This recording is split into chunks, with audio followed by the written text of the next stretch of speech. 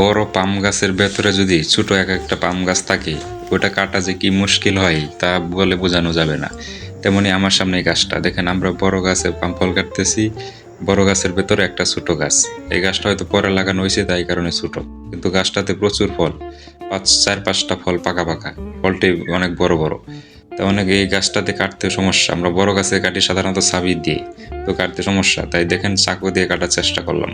চাকু দিয়েও কাটা যায় না, কারণ সব কাজ তো সব কিছুতে হয় না, যেখানে যেটা প্রয়োজন সেখানে। কতগুলা কোপ দিলাম তারপরও কাটতেছে না। তো অনেক কাটার চেষ্টা করলাম, অনেক কষ্ট করে একটা ডাল কাটতে পারলাম, দেখলাম এটা দিয়ে আর কাটা হবে না। তারপর অন্য একটাতে কোপ দিলাম, হয় না।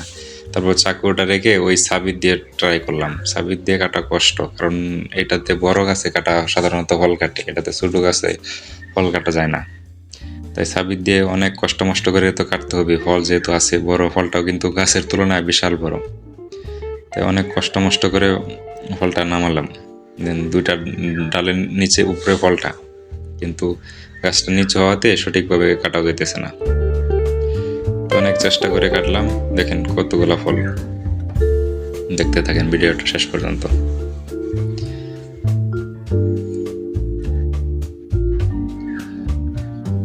গাছটা সাধারণত হাইব্রিড হওয়ার কারণে ফলটা বিশাল বড় বড়।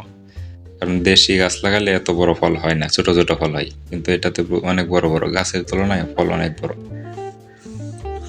তাই আমাদের কোম্পানি সব গাছে হাইব্রিড লাগায়, ওটাতে অনেক ফলন হয়, গাছও একটু নরম থাকে, কাটতে সুবিধা হয়।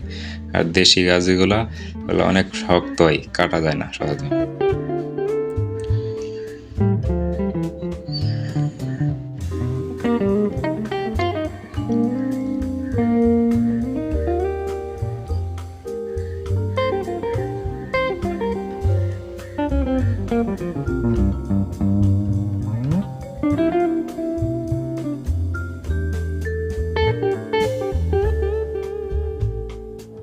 তো শেষ পর্যন্ত 2টা ফল কাটলাম, দেখেন কি বড় বড় ফল।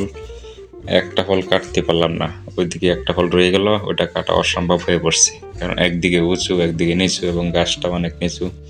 তো এটাই দেখা যাক, চেষ্টা করি পরবর্তী কোনো সময় কাটতে হবে অন্য পাহাড় দিয়ে। দেখেন